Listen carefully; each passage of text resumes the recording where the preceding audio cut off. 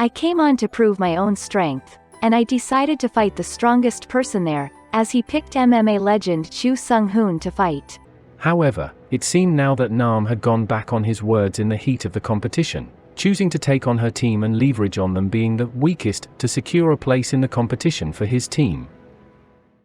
It is the first quest of the Korean real-life Squid Game, Physical 100. The contestants were ranked by how they performed during the hanging challenge, and, by this order, the contestants made their selections who they wanted to challenge during their first quest, and the arena for the quest. This is a psychological analysis behind the mindsets of the contenders during a competitive environment. There were generally two types of motivations driving the choices made during this phase. 1. Extrinsic motivation. This involves doing something because you want to earn a reward or avoid punishment. Here, when choosing contenders comparable to themselves or weaker. This seemed to be the wise decision, as a way to strategize and secure their positions in the competition to avoid being eliminated. Most contestants who used this option cautiously avoid sensitive choices, which may put themselves in positions of controversies. Like a 100 kg male contender, selecting a female contender half his weight, and setting this in the Sandy Ring arena, where the intention was to have a total face-off. Though there were a few male contenders who picked female contenders, the scenarios are still within tolerance. In these cases, the male contenders selected female contenders around their own build and height. In the case of bodybuilder Kim Chun-ri and mixed martial arts fighter Park Hyung-gun, the latter probably selected someone of a bigger mass than himself, even though he won in the face-off eventually. However, in the match, Park stirred other controversies through his tactic and redolent behavior during the fight. The extrinsic motivation option also includes choosing contenders with perceived weaker or inferior attributes to themselves. There were a number of contestants who chose contenders who were obviously bigger than themselves but seemingly slower reflexes and agilities, where the former believed they had obvious advantages in the playground arena, where were lots of props to hide behind.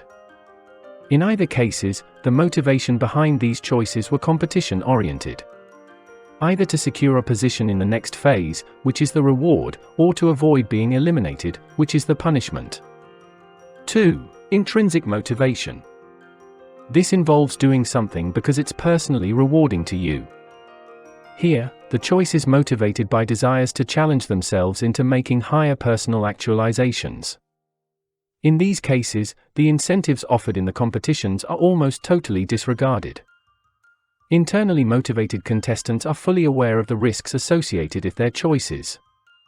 They know the potential negative outcomes, which are sometimes avoided at all costs by others.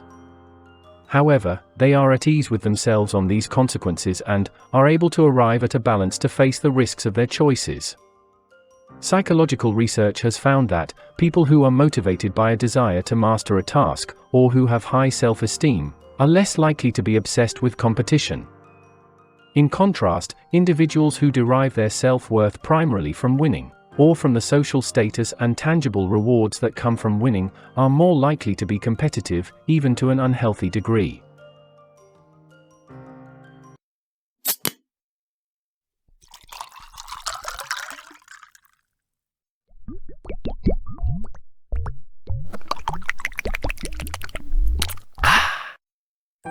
The contender who stole the limelight, exhibiting the trait of intrinsic motivation during the competition, is almost certainly Shin Dong-guk.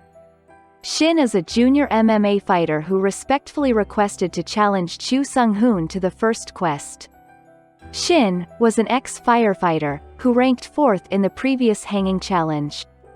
He confidently said, "I came on to prove my own strength, and I decided to fight the strongest person there," as he picked MMA legend Chu Sung-hoon to fight. In response, Chu says, "I'm going against another MMA fighter in the very first round. As a fighter, I was very grateful. I think he chose well." Shin was later complimented by media users for being an amazing sportsman, with numerous comments like, "I have so much respect for the challenger.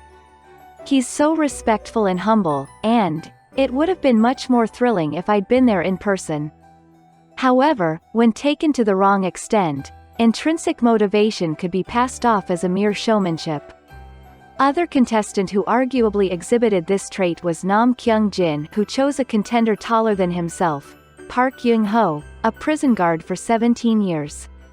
Nam, being a professional wrestler of the South Korean national team, had obvious advantages in the sandy ring arena.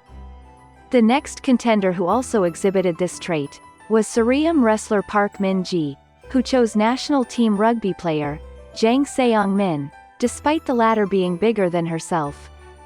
Park mentioned that she wanted to challenge someone bigger than herself in the quest. Studies have demonstrated that offering excessive external rewards for an already internally rewarding behavior can reduce intrinsic motivation.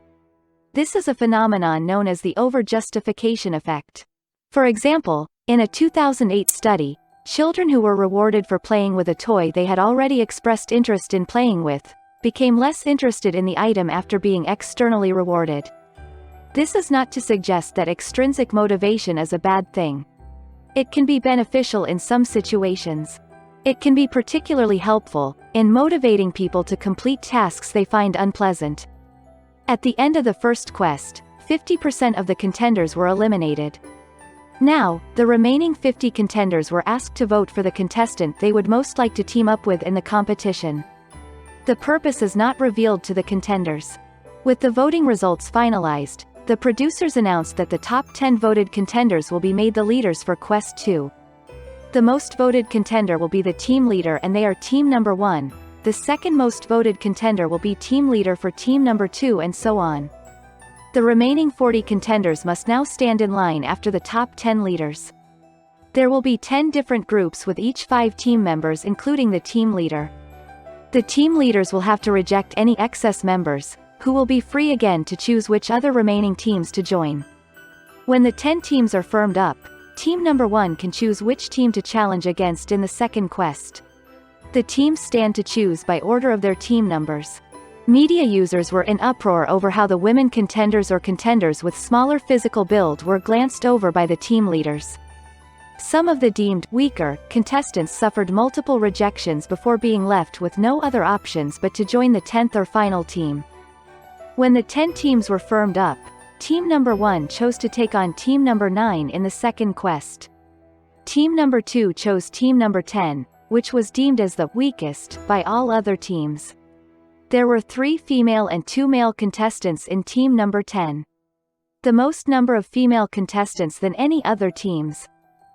Before we analyze the psychology behind these choices the contenders made, let's first clarify the intentions of the producers, and why the teams were formed up this way. The producers tried to level up the playing field by splitting up the strongest contenders. By making the most highly voted contenders the leaders of the different teams, there was less chances of the strongest contenders coming together to form a team, with unfair advantage. As the conversations between 2 of the likely strongest contenders later showed that they had voted for each other as the contender they would like to team up with. However, there was a limit to what the producers could do. The rest of the decisions were made by the contenders in the game.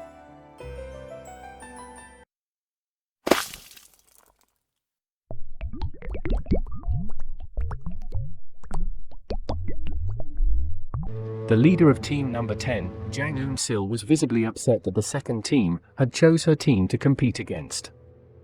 The second team, who was led by Nam Kyung-jin, was her fellow national team of freestyle wrestlers, who had told her during the introductory phase of the game that they were both from the national team of wrestlers, and they should help each other advance through the games.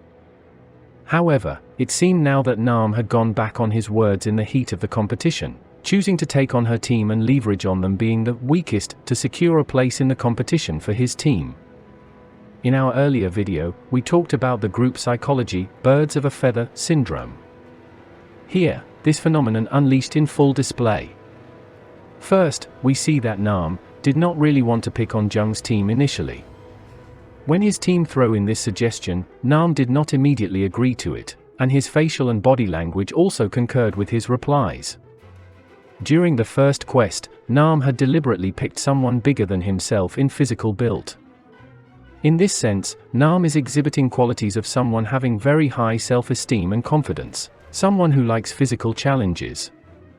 It would be quite unlikely for such a personality to pick an obviously weaker team, as they are unlikely to feel the adrenaline rush from a seemingly unmatched challenge. However, unlike in Quest 1, Nam is no longer making a choice on his own. He is now making a choice as part of a team. Eventually, Nam gave in under the influence of his team, who seemed relentless in picking Jiang's team for the second quest, in hopes for securing an easy win. This could also be a reflection of human psychology under extreme competitive environment. While competitiveness certainly has advantages, too much competitiveness has been tied to significant psychological drawbacks. Psychologically, hyper-competitiveness can be defined as an indiscriminate need to compete and win, and to avoid losing, at all costs. Hyper-competitive people can push themselves to take on too many roles and tasks, ultimately resulting in falling short of their goals, as well as overexpending time and effort.